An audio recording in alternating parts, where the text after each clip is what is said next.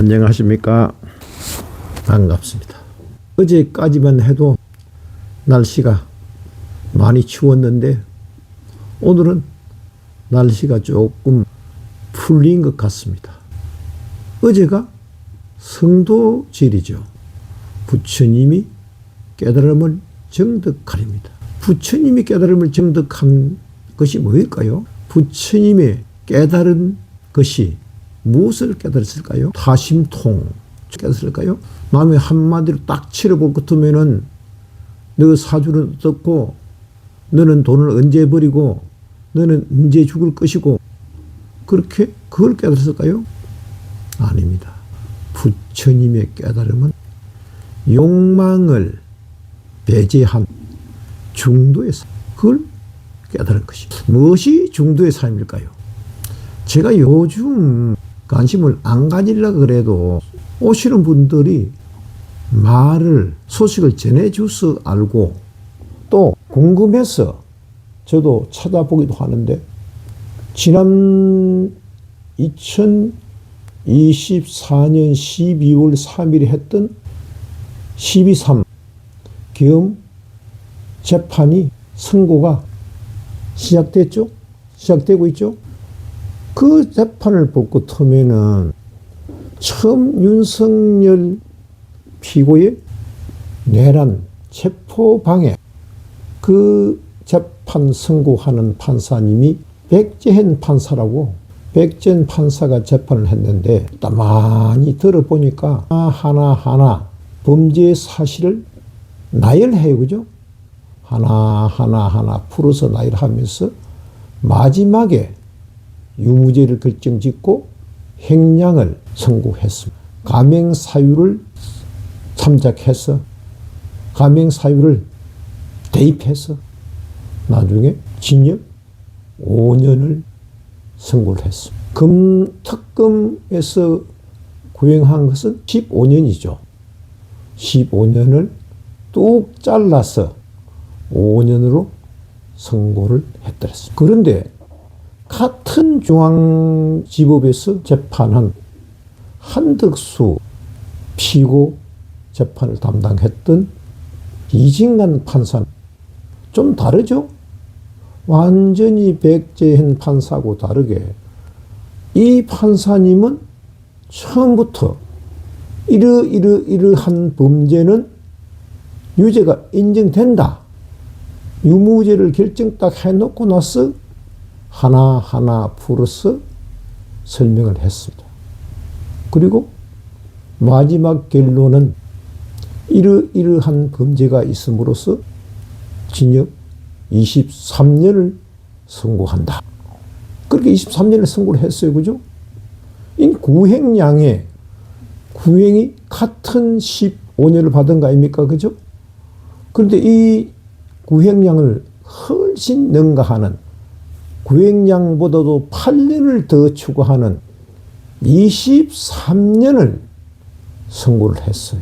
그러다 보니까 지금 국민 정서가 범죄를 저질렀을 것 같으면은 고개를 숙이고 범죄 사실을 인정하고 일부러 또 인정하고 참여하고 사과를 할 줄 알아야 되는데 참여는커녕 사과는커녕 안 했다고 무죄라고 하는 것이 국민들의 저항을 받고 있었는데 23년을 선고하니까 이진관 판사가 국민적 영웅이 되어버렸어요. 죄는 밉지만은 사람은 미워하지 말라고 그랬는데 그래 일국에 국무총리를 했던 사람이 23년의 징역을 받는데 국민들이 환호를 하고 박수를 치고 환영을 하는 그런 안타까운 재판이었습니다. 거기다 한덕수 피고인에게 범죄 사실을 인정하느냐 물으니까 한덕수 피고인이 범죄 사실을 인정하지 못하게 하니까 그럼 법정 구속을 하겠습니다.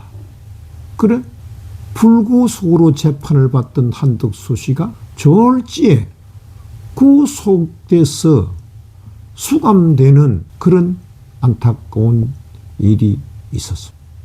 한덕수 씨가요, 진짜 진보, 보수를 안 가리고 굉장히 간운이 좋은 사람입니다. 한덕수 씨는 역대 우리 정부에 이승만 정부 빼고 문재인 정부 빼고 두 정부를 빼고는 한 번도 공직에서 쉬어본 일이 없습니다. 한덕수 씨가 71년도 고시, 행정고시 간세 행정직에 합격해가지고 첨는 박정희, 최규하, 전두환 정권에서는 경제기획원 사무관, 과장으로, 서기관으로 활동을 했더라고요. 그런데 노태우 정권 때는 상공산업정책국장, 또 전자정부 공국장을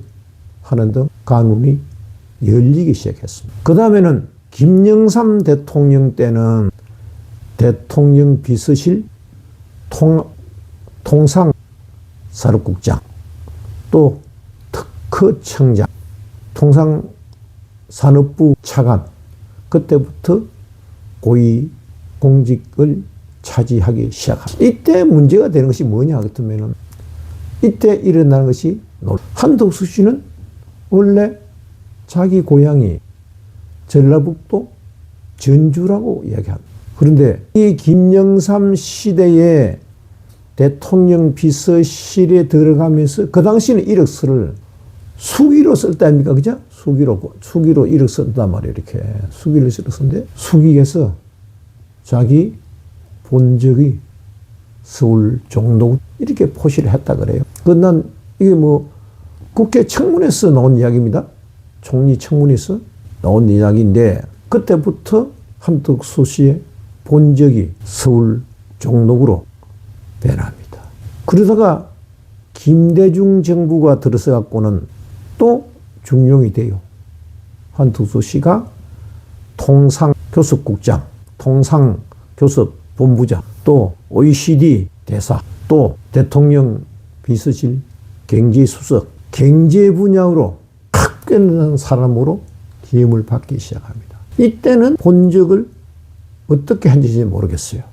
아마 그때는 또 어떤 사람들은, 그때는 김대중 정부 때는 본적을 전라북도 전주를 하는 설도 있는데, 거기까지는 잘 모르겠습니다. 그 다음에 노무현 대통령 때 경제부총리 겸 재정경제부 장관, 끝내는 18대 국무총리를 합니다.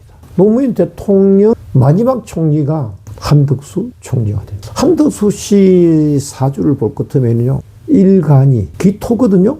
기토로 되어 있는데, 높은 산을 볼 것 같으면요, 바위가 없을 것 같으면은 흙으로 쌓여있는 산은 무너져요. 흙으로 되어 있는 산은 무너지거든요. 대부분 높은 산은 다 바위가 있어야 그 산이 높은 유지가 되거든요. 그런데 흙으로 산이 이루어질 것 같으면요, 산이 무너지고 높이가 낮아지는 그런 결과를 가져와요. 그래서 이 총리 자리는 1인 지하 만인 지상이거든요. 5천만 대한민국 국민이 있다면은 그 중에서 나무는 다 자기 밑에 있고 자기 위에는 대통령 한 사람만 있는, 그게 대통령 1인 지하 만인 국민의 많은 5천만 국민의 위가 되는 만인 지상이 중무총 자리 아닙니까? 그래 총리지에는 아마 일간이 토로 되어 있는 사람들은 적합하, 이런 얘기가 됩니다. 근데 아니라 다를까 노무현 대통령이 결과적으로 스스로 생을 마감하는 안타까운 사연이 발생을 해요. 그 당시에 한덕수 총리는 이명박 정부니까 2월 달에 주미대사로 나갑니다. 그해 5월 달에 노무현 대통령이 서거를 하셨어요. 그러다가 박근혜 대통령 때는 무역협회 회장을 하는, 무역협회 회장. 그 다음에가 문재인 대통령이죠. 문재인 대통령은 노무현 대통령과 한덕수 간에 껄끄러운 관계가 있었기 때문에 한덕수 씨를 중용하지를 않았어요. 아닌 것 같아요. 한덕수 씨가 71년 공직에 들어서고 나서부터 도 안 쉬다가 문재인 대통령 5년 동안에는 쉬게 됩니다. 공직이 없어요. 그러다가 윤석열 대통령이 되고 나서 또 초대 국무총리를 맡았죠. 그래서 아마 기록에 의할 것 같으면은 한덕수 씨가 두 분이 겹쳐서 최장수 총리직을 한 기록이 될 것입니다. 2년 한 10개월 윤석열 정부 밑에서 2년 10개월 동안에 총직을 해서 이게 최장수 총리의 기록으로 남기도 합니다. 이처럼 50년이라는 세월을 간직에 공직에 머물러 있기는 그것도 장관급, 차관급, 총리급, 실제 총리로 있기는 아마 우리 역사상 5천년 역사상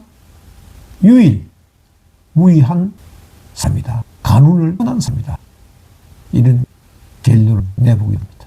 그런데 한덕수 씨가 이런 오랫동안 공직을 유지할 수 있었던 것은 조선시대에 유명한 항의정성도 50년간을 공직에 있지를 못했습니다. 덕수 씨는 50년을 줄곧 공직을 유지해 왔던 것입니다. 한덕수 전 총리가 이렇게 고위공직을 계속 진보 보수를 가리지 않고 정권마다 중용된 데는 그 부인의 힘이 크다고 그럽니다.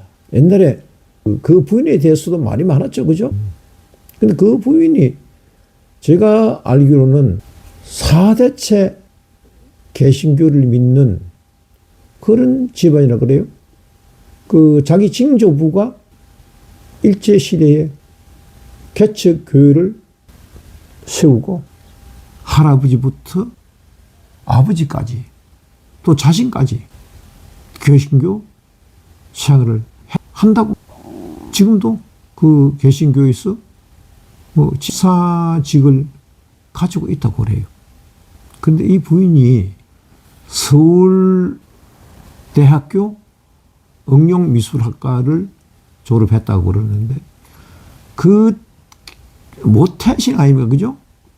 징조부부터 할아버지, 아버지, 본인까지 4대가 내려오면서 4대 모태신앙인데 이분이 자기 남편인 한덕수 씨를 위해서 명리학을 공부하고 사주관상을 공부하고 심지어 어떨 때는 무속신앙을 공부를 했다래요. 그러니까 한덕수 씨 뒤에는 그 부인인 최아영 여사님이 뒤에 밀어주는 배경이 드러난 배경이 있어 그렇게 설명을 해드릴 수 있습니다. 근데 여기서 또 우리가 생각해 볼 것은 그럼 한덕수 씨는 종교가 뭐냐? 감리교래요. 감리교요. 지금도 감리교 교회에 나가서 예배를 보기도 한답니다. 한덕수 씨하고 뗄래야 뗄 수 없는 관계인 윤석열 부부의 종교는 무엇일까요?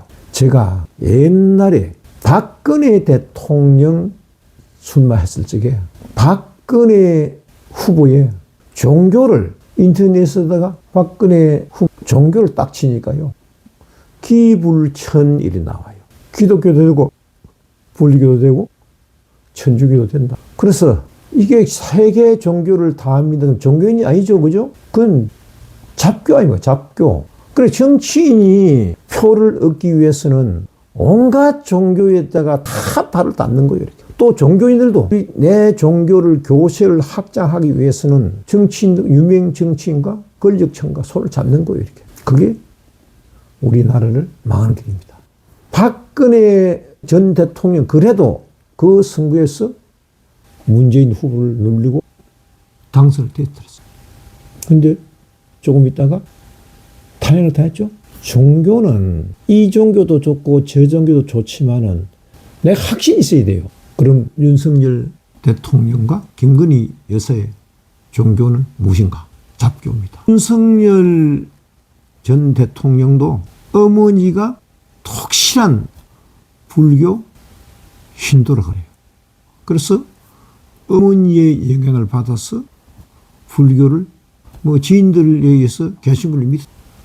또 천주교도 세례, 그것도 기부초인 되는데 거기다가 무속신앙까지 접목된 거예요.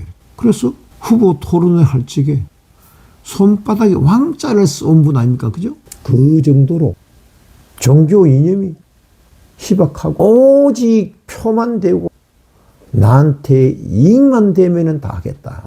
이게 윤석열 대통령의 종교 철학이에요. 그런 종교를 나는 잡교다.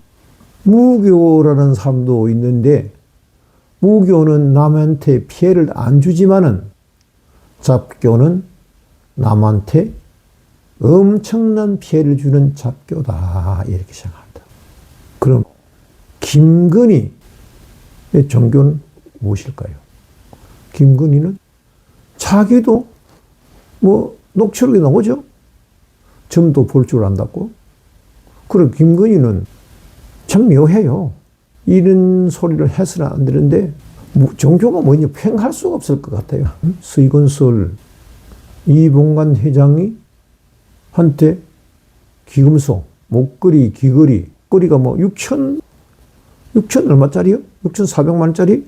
그거 받고 서희건설 이봉관 회장의 큰사이 박승근이를 갖다가 국무총리 비서실장으로 앉혀줬다 그런 거 아닙니까? 또 금거북이 하나 받고 이배용 교육원장 자리를 줬다 그런 건 아닙니까? 이게 무슨 교회예요? 이게 잡교입니다. 잡교. 잡교라도 엄청난 피해를 가지고 오는, 그래서 잡교에서 벗어나야 됩니다. 제가 항시 하는 이야기지만은 종교는요, 기적을 가져오는 종교가 없습니다. 내가 얼마나 갈고 닦느냐, 내 욕망을 버리고 갈고 닦느냐 하는 것이 종교의 목적이자 이념입니다. 그죠?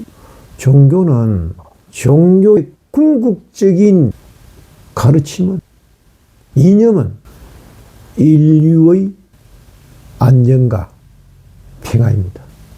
불교는 한 걸음 나아가서 인류뿐만 아니라 우주 법계에 존재하는 일체 중생들의 안녕, 그 길이 종교가 나아야 할 길이에요.